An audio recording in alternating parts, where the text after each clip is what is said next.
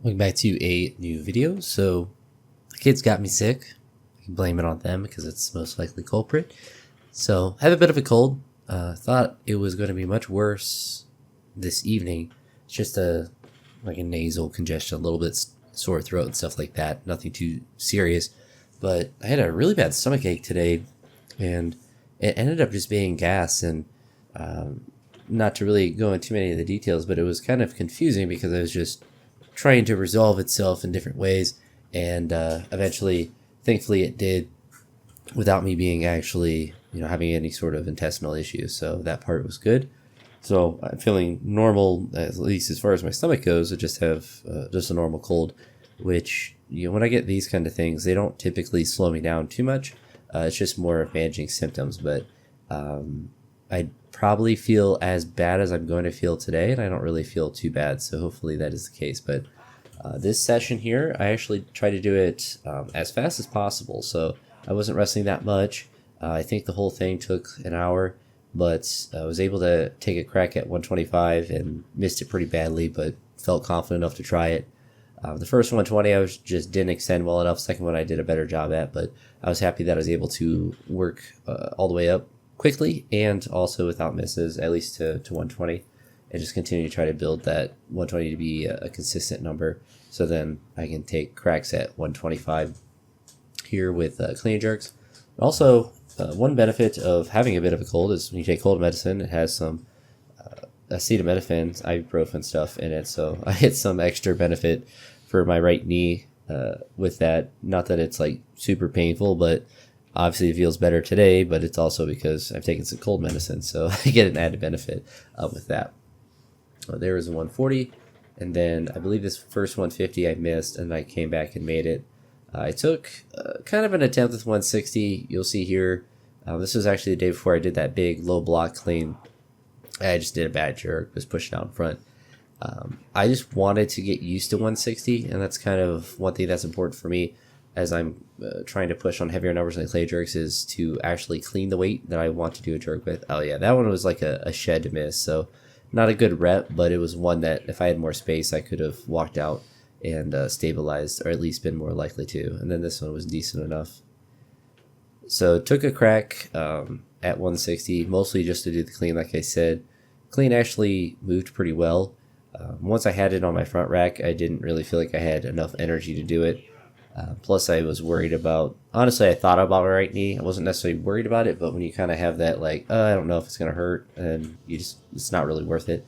But this day, I wanted to try some low block cleans to kind of meet the same technical need as the pause below the knee was kind of doing, in just kind of a different way. And I also figured out that my squat racks, they're quite heavy, so I don't want to put them where you see like the wrist straps to the left of the video in that area. I could kind of fit them in that area if I move some stuff around, but it'd be a little bit difficult because of just how heavy they are, and it'd just be inconvenient. But I realized if I moved them, and you'll kind of see as the video progresses when I get to cleans and stuff, next to the doorway, I have enough space if I stack them properly, get them out of the way. And the reason I say that is so that I can put the crash pads in front of, in this case, the blocks, but just have the crash pads out since I have them to make the floor last longer, since no matter what I do, just dropping weights on it will wear it out, especially with the amount of moisture that's just in the shed at all times. There was a random 90 miss, but I came back and made it. Looks like I forgot that I did it like this. So I missed, and I just went right back into it. And with a lightweight, you can kind of get away with it. Obviously, with a heavyweight, it's not as smart to do this, but did 2 doubles at 70, I believe, and then whatever this was with 90, and I think I came back and did it again for a double. I was able to get up to 110, and it felt really easy. I believe the most I've done from this block position is probably 130. I don't know. I don't think I've done anything more than that. That's usually kind of the limit for most of my snatch variations, for sure, especially from different block positions. But I don't know. I just kind of threw this in there on this day, the low block stuff, just to see how it'd feel. And it was challenging in some ways, but it definitely was, in my mind, good to practice that movement around the knee and just trying to make sure that I just keep it close with that. But like I said, I got up to 110, and the 110 moved really well. It just didn't feel really that great on my shoulder. That was kind of like a lazy make, but it wasn't one that I didn't want to run forward at all. You see there, like I caught the bounce and everything. It just felt kind of odd in my left shoulder, and it just wasn't worth it on this day to push up beyond that with how good that rep felt. And then with the block cleans, I worked up with push presses. I tried 130 twice, wasn't successful twice, and there I was seeing how much space I had in front. Then I actually didn't edit this out. We'll just leave it in, but yeah, just pulling them back a little bit so then I can get the crash pads on them in that space before. So then I guess also, or I guess number one, it helps protect the blocks themselves. Or I guess I did a double here. That's why I didn't edit it. Sometimes I forget that stuff. But it protects the blocks, the floor, of course, but also just makes less noise, which is just nice to do as far as just, around. I think it doesn't seem like it's that crazy loud when I'm dropping weights, but I mean, with the crash pad, it's none. And like I said, I have them, so might as well use them there just to mostly save the wood blocks. That was mostly what got my mind to think about them. These cleans felt really good, and this first push press, my left hand was kind of in a weird spot on the bar. It was like not in my palm like normal, but it didn't. I've made lifts when I've had that feeling before, so I just didn't have enough legs on this day.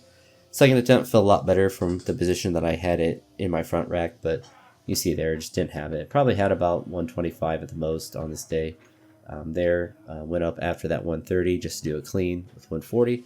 The same idea as the day before. I was like, I would like to do 150, and then I was kind of just hyped up, so I was like, I'm going to try 160, and I clarked it twice. You see there, just clarked it. I knew I could do it too. You see why all my fidgeting around. The second one, I just didn't man up and do it. So after a lot of insults to myself, this is why I can never be a coach, because I just insulted myself in between all these lifts before doing it.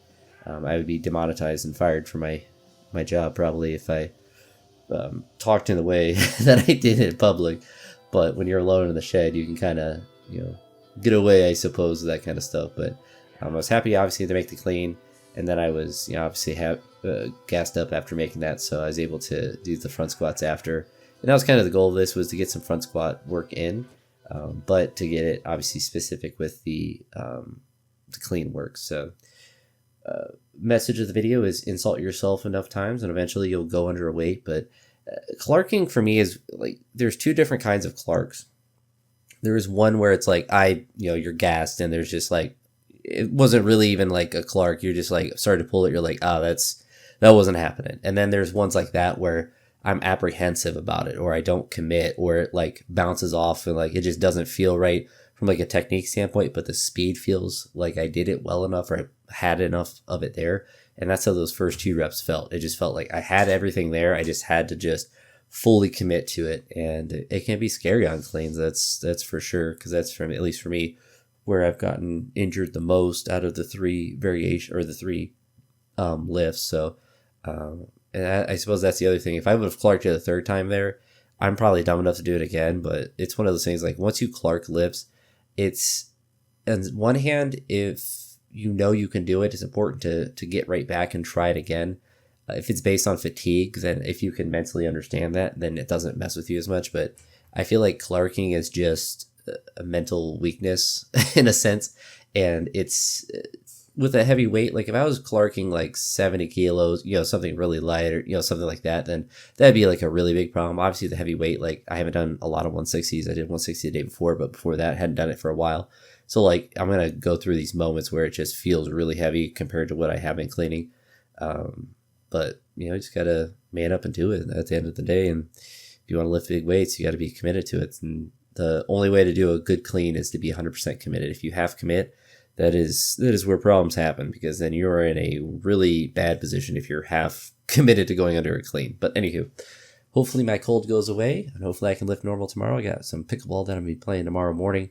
So hopefully I don't wake up feeling like death. But it's a long weekend with Labor Day, no school on Monday, and a teacher work day on Tuesday.